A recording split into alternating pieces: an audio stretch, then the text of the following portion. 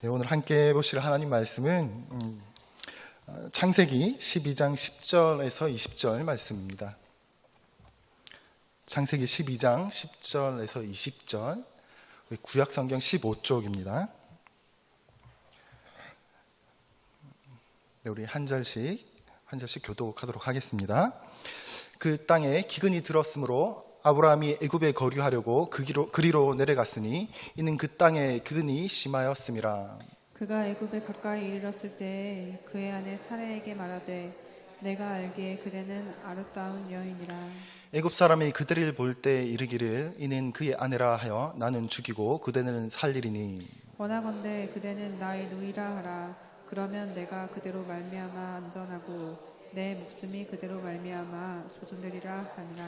아브라함이 애굽에 이르렀을 때 애굽 사람들이 그 여인이 심히 아리따움을 보았고 바로의 구관들도 그를 보고 바로 앞에서 칭찬함으로 그 여인을 바로의 궁으로 이끌어 들인지라.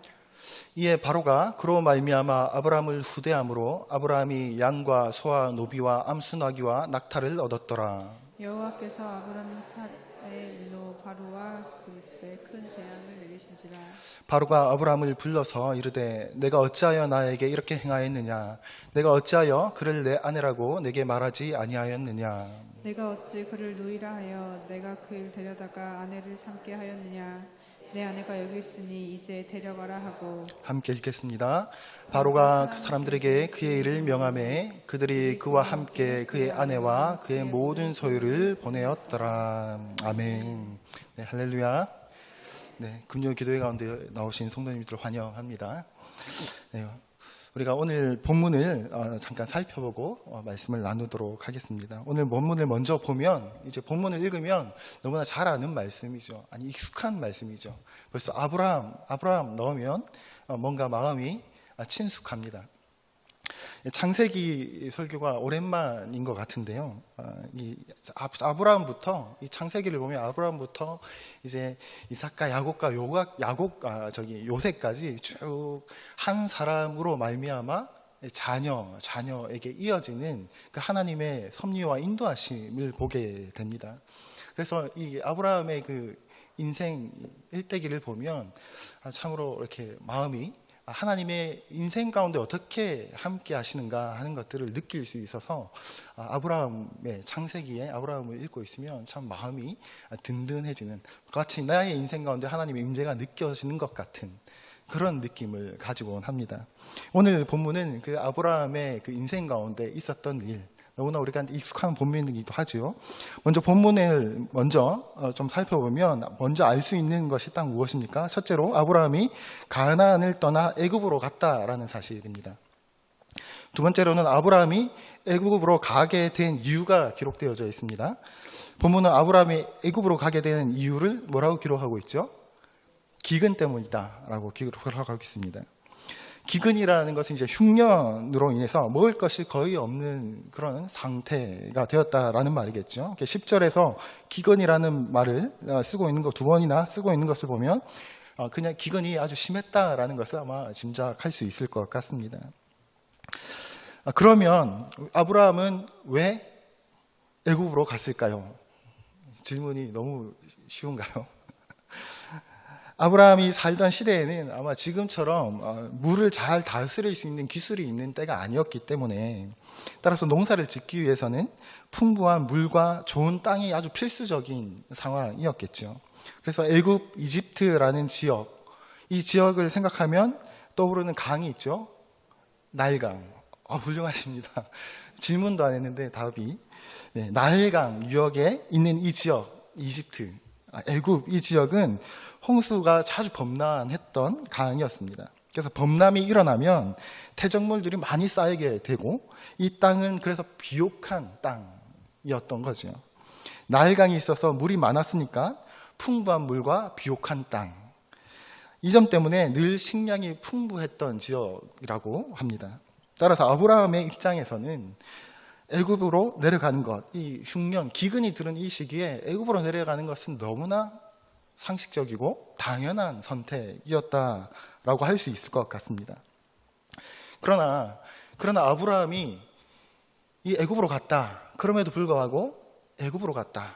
가나안을 떠나서 애고로 갔다 하면 상식적인 판단이지만 한편으로 공감이 되지만 우리 속에는 또 질문이 하나가 생기죠. 어떤 질문이 생깁니까? 우리는 아브라함의 인생을 잘 알고 있는데 아브라함이 가나안을 떠나서 애굽으로 가는 것이 약속의 땅 가나안 땅을 떠나는 것이 과연 믿음의 조상 아브라함이라는 이 이름과 걸맞는 선택이었는가 하는 생각들을 하게 됩니다.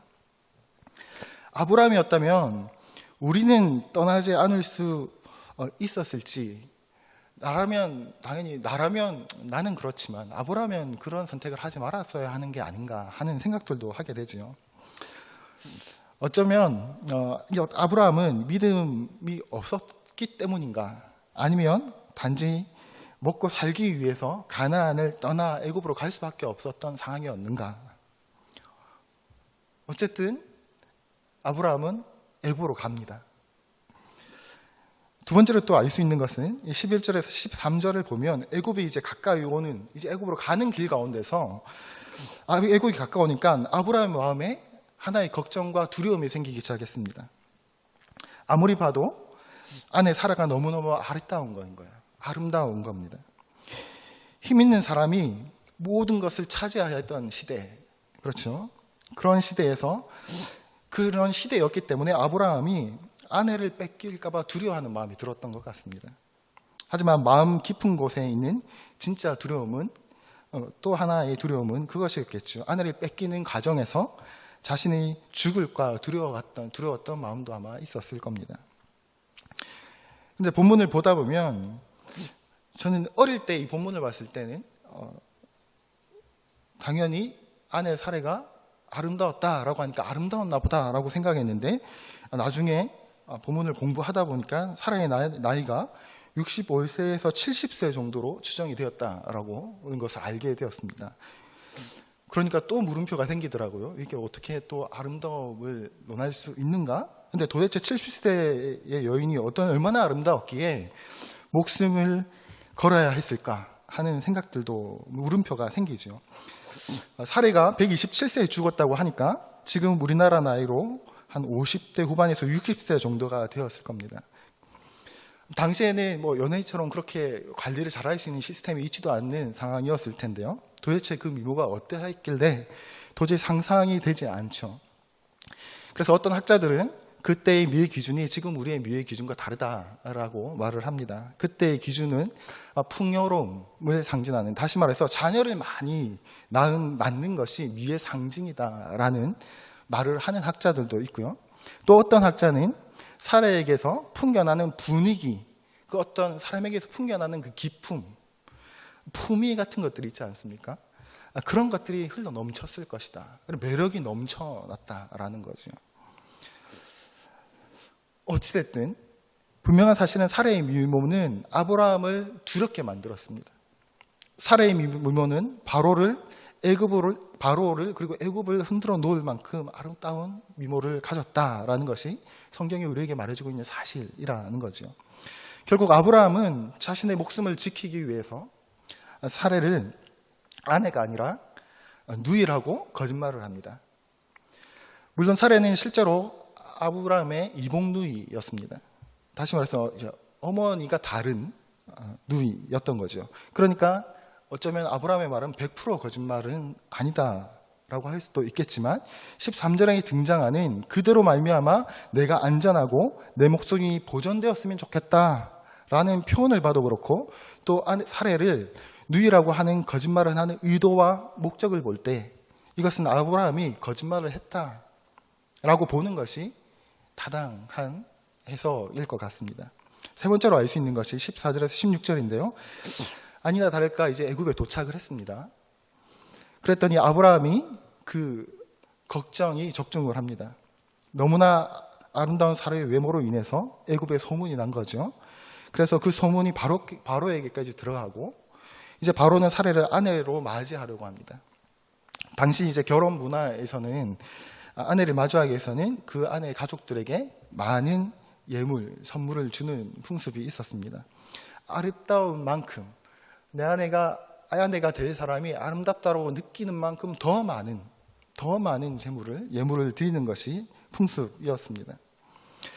온 애굽에 소문이 날 정도의 아름다움이었으면 얼마나 많은 재물을 받을 수 있었겠습니까? 그래서 아브라함은 엄청난 재력을 소유하게 됩니다. 근데 이 본문에서 이 본문을 보다 보면 그나마 지금 이런 좀 말이 안 되는 상황이 벌어지는 이 상황 가운데서 그나마 다행인 것은 15절에 보면 그 여인을 바로의 궁으로 이끌어 들인지라 라고 표현을 하는데, 이 표현은 바로가 사례를 아내로 맞이를 했다는 표현이긴 한데 둘이 함께 밤을 보내었다, 첫날 밤을 보내었다라는 표현은 아닙니다. 그러니까 보내지 않은 거죠. 첫날 밤을 보내지 않은, 그러니까 궁으로 불러들인. 그러니까 에스더서를 보면 에스더에서도 왕비가 되어서 왕궁에 들어갔을 때 바로 왕비가 되자마자 두 사람의 그 첫날 밤을 지내는 것이 아니라 시간을 가지는 거죠. 준비하는 시간을 가집니다. 왕비로서 왕과 함께 밤을 보낼 그 시간을 가집니다. 그러니까 어쩌면 우리로 치면 어쩌면 이제 신혼집을 준비하고 예물을 드리고 하는 어떤 그 준비 기간으로 비유할 수 있을까요? 그런 시간을 가지고 있는 거죠. 그런 상황 속에 있는, 지금 상황 속에 있는 지금 사례와 왕 아브라함의 상황이라는 것입니다. 그리고 마지막으로 17절에서 20절을 보면요, 사례가 바로의 아내가 되어야만 하는, 이제 돌이킬 수 없는 이 상황, 진행이 되고 있는 이 상황 속에서 이제 하나님께서 드디어 개입을 하십니다. 본문을 보면 바로에게 어떤 재앙이 내렸는지는 정확하게는 알 수 없지만 하나님께서는 아브라함의 아내의 살해의 일로 인해서 바로와 그 집안에 큰 재앙을 내리셨다라고 기록을 합니다. 그런데 여기서 어떻게 알았는지 상세히 기록하고 있지는 않지만 확실한 것은 무서울 것이 없던 바로가, 당시 세상에서 가장 큰 힘과 권력을 가지고 있던 그 바로가 하나님의 그 재앙 하나 때문에 마음을 바쁘고 지금 자신이 처한 상황을 제대로 파악하고 있다라는 거죠. 멸류관교회 성도 여러분, 지금 이제 본문의 내용들을 우리가 함께 읽고 잠깐 나누었습니다. 이 본문을 생각할 때마다 여러분들은 어떤 생각이 드십니까? 이제 지금 쭉 얘기를 읽고 들었는데 어떤 느낌이 드십니까?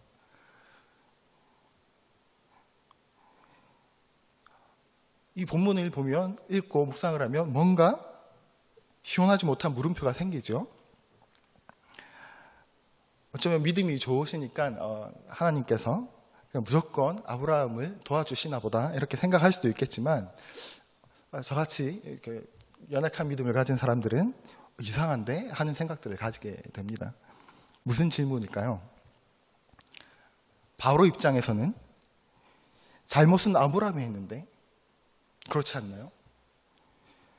거짓말은 아브라함이 했고 이 상황을 만든 것은 아브라함인데, 오히려 바로는 심한 가뭄으로 인해서 지금 어려워서 먹을 것이 없어 내려온 그 상황에 사람들을 도와줬고 받아들였고 정식 절차를 받쳐서 정확하게 값을 치르고 예물을 치르고 사례를 아내로 맞이하려고 한 것뿐인데, 하나님은 아브라함을 혼내지 않으시고 바로를 혼내십니다. 적어도 이 상황에서는 하나님을 알지 못했던 바로가 더 도덕적이었고 하나님을 아는 아브라함이 더 비겁하고 거짓말쟁이로 나타납니다. 그런데 어떻습니까? 죄를 지은 사람은 하나님이 지켜주시고 아무런 죄가 없는 사람이 벌을 받게 되는 이해하기 어려운 상황이 오늘 우리가 함께 읽은 본문 속에 나타난다라는 것입니다. 심지어 바로는 아브라함에게 주었던 모든 선물을 다시 돌려달라라는 말도 하지 않습니다.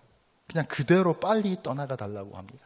사례와 함께 빨리 떠나가라 라고 하면서 보냅니다. 오늘 여기까지가 우리 본문의 내용입니다. 어떻습니까, 여러분? 이 본문을 읽으면서 이런 물음들을 혹시 던지신 적이 있으십니까? 이제부터 시작이겠죠. 아브라함에게. 어쨌든 주인공이 아브라함이니까요. 아브라함은 이 모든 일을 겪고 나서 난 후에 사례와 함께 가나안으로 돌아가면서 어떤 마음이 들었을까요? 한번 상상해 보십시오. 내가 지금 남편이 세상에 지금 자기 죽을까 봐 무서워서 내 아내라고 말하지 않고 누이라고 거짓말을 했다가 웬 다른 남자와 결혼을 할 뻔하다가 하나님의 도우심으로 다행히 그 상황을 모면했습니다. 그리고 돌아가고 있는 길입니다. 일단 가장 쉽게 생각할 수 있는 것은 돌아가면서 아브라함은 사라에게 엄청나게 많은 욕을 들었을 겁니다. 엄청나게 잔소리라고 표현하면 너무 가볍죠.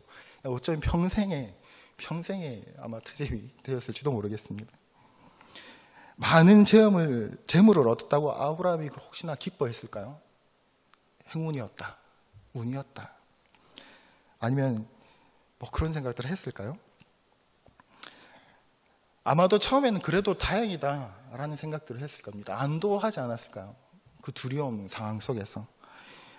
그래도 하나님께서 도와주셔서 이만하면 다행이다 하면서 안도하면서 안심하며 안도했을 것입니다. 하지만 돌아가면서 계속 생각하면 할수록 풀리지 않는 질문들이 아마 생겨났을 것 같습니다. 내가 왜 가나안을 떠났을까 하는 후회도 있었겠죠. 그러면 약속의 땅 가나안에서 하나님은 왜 또 우리에게 그 기근 허락하셨을까 하는 생각도 들었겠죠. 나에게 가나안으로 가라가 한 분이 정말 하나님이 맞을까 하는 생각도 할 수도 있었겠죠. 하나님에 대한 여러 가지 생각들이 들었을 겁니다. 그러면서 자책도 했겠죠. 나는 왜 이거밖에 안 되었을까? 나는 왜 그 두려움 속에서 왜 그런 행동을 했을까? 그런 선택을 할 수밖에 없는 그 정도밖에 안 되는 사람이었을까 하는 자책도 했을 겁니다. 바로는 그것이 하나님이 하신 일이라는 것을 그러면 어떻게 알았을까? 이런 생각도 아마 하지 않았을까 하는 생각이 듭니다. 이런저런 하나님께서 개입하신 지금 나의 삶에 일어난 이 모든 상황들을 생각하다가 보면 나중에는 결국 풀리지 않는 질문에 도달하게 되지 않았을까 하는 생각을 하게 됩니다. 제가 던졌던 질문, 아브라함도 하지 않았을까 하는 생각을 하게 되죠.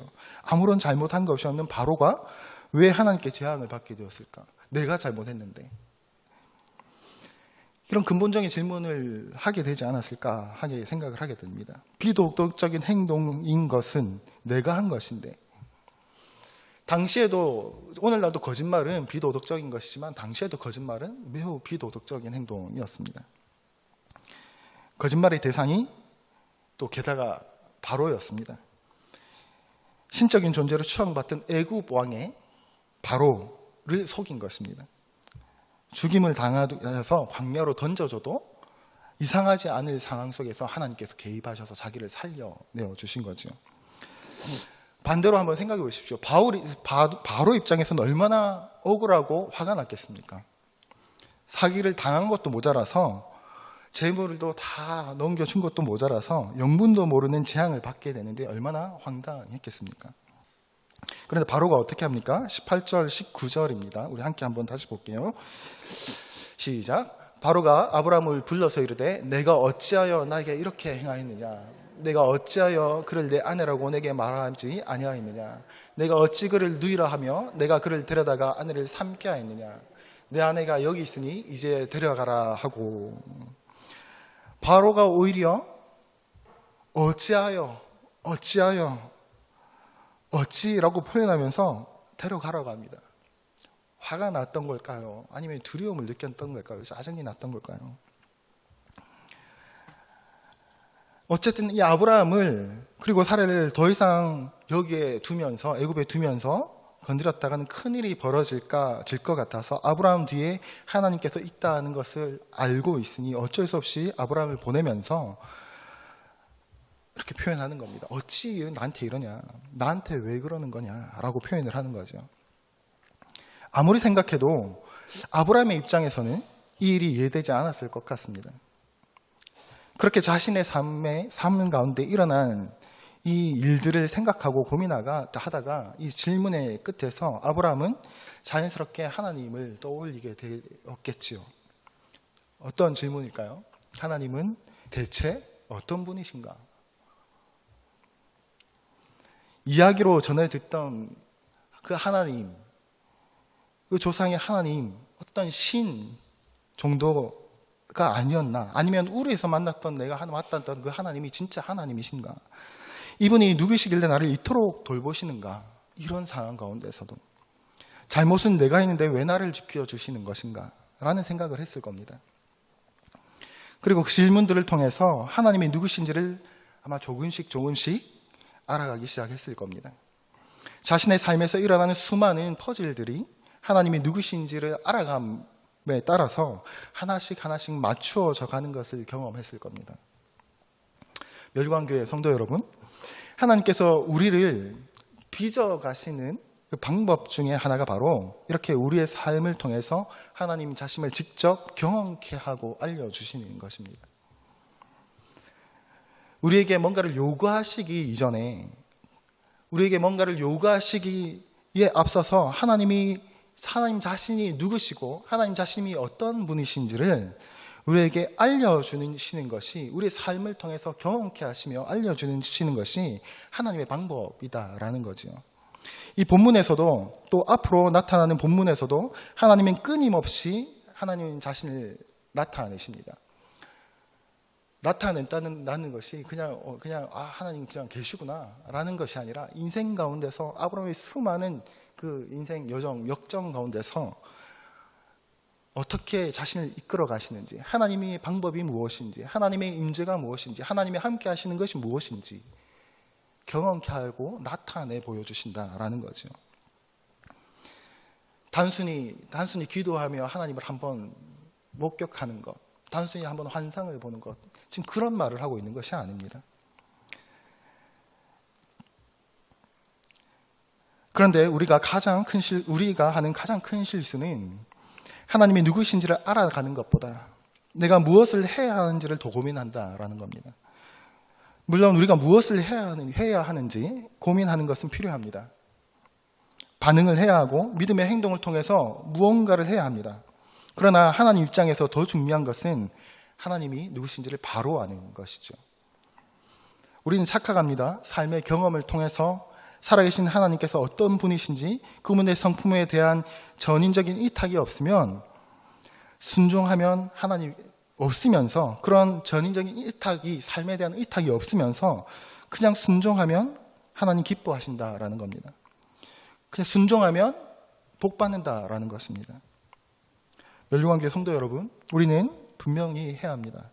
순종도 하나님을 아는 사람이 할 수 있습니다. 믿음과 신뢰의 반응이 바로 순종이기 때문에 그렇습니다. 하나님께서 이삭에게 이삭을 바치라고 했습니다. 맞습니다.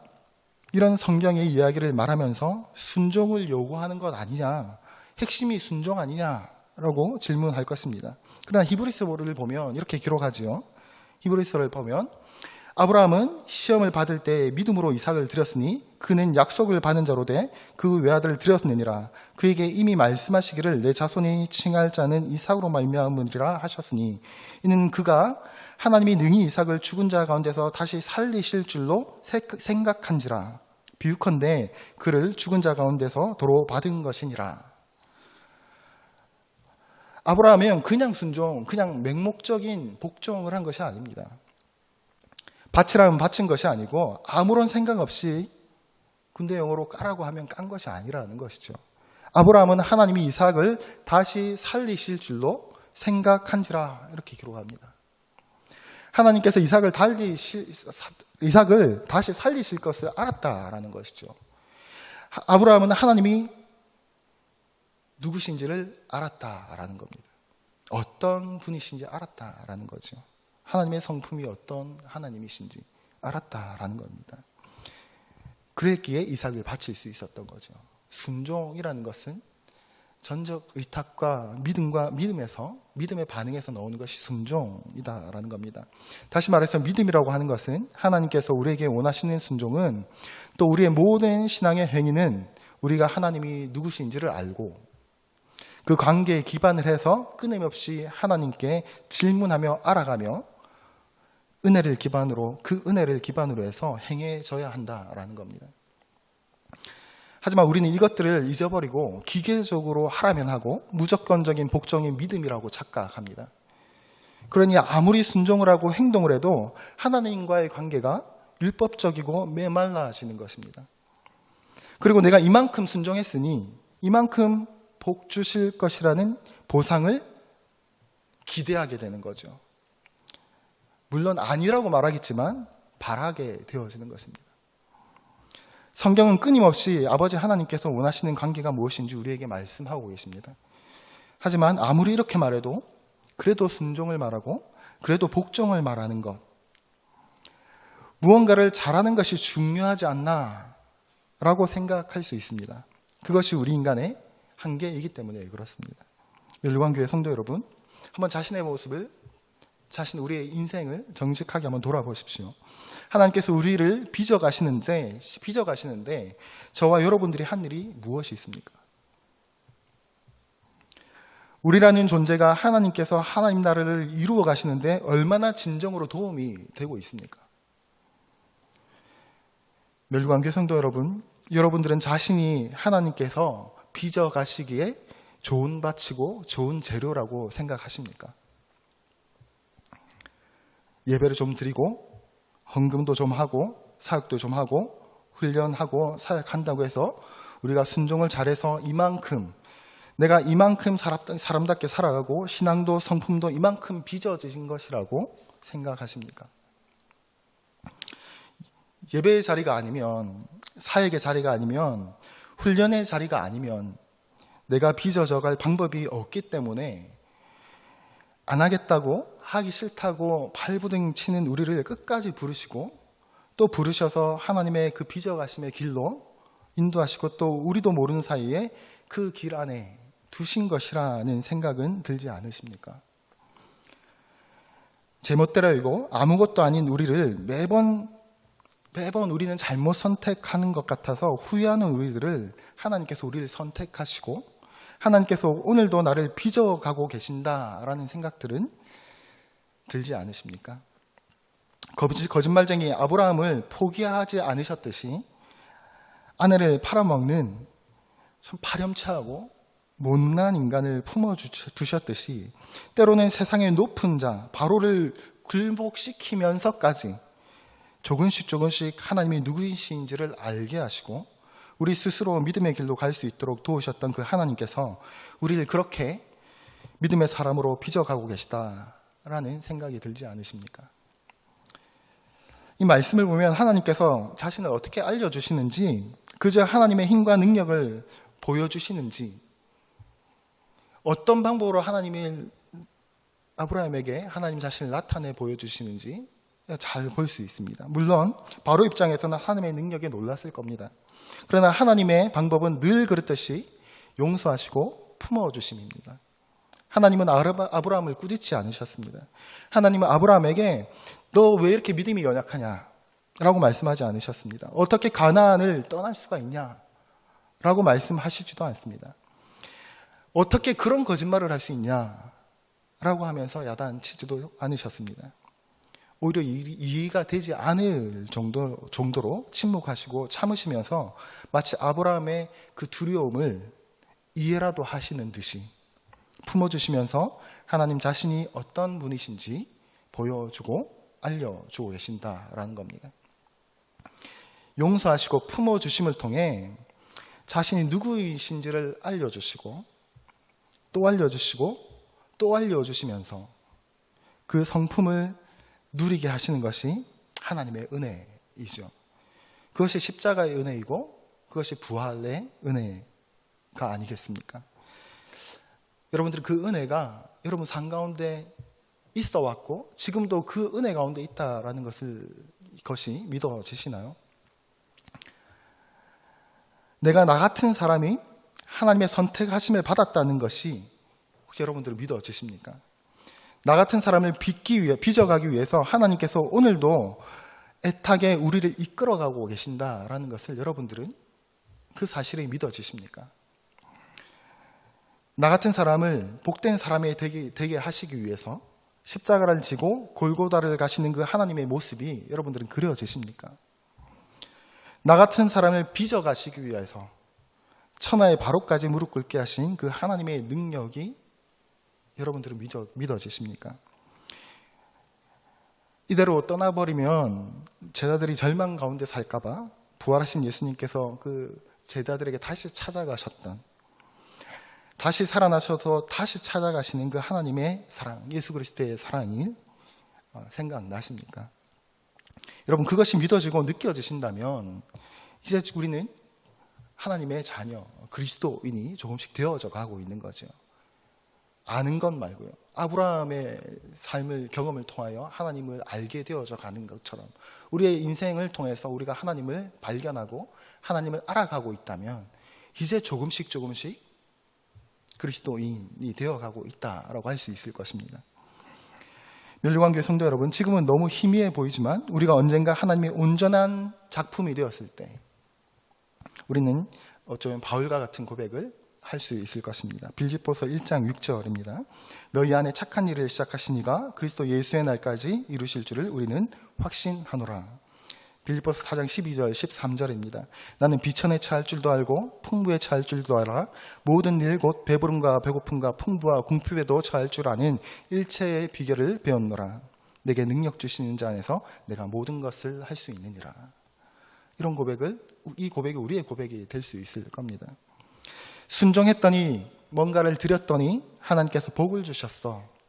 잘 살게 되었고 병이 나았고 결혼을 잘했고 좋은 회사에 다니게 되었고 남들이 생각지도 못하는 어마어마한 성공을 받았다는 그런 고백이 아니라 끊임없이 외면하고 회피하고 도망다니는 나를 포기하지 않으시고 조금씩 하나님의 방법으로 빚어가시더니 예수 그리스도의 생명이 들어있는 그 풍성함을 누리게 하셨다라는 이 참된 고백, 이 고백이 믿음의 여정, 인생의 여정을 걸어가는 우리 멸류관교회 성도님들 모두에게 영원토록 함께 하시기를 진심으로 주님의 이름으로 기도드리겠습니다.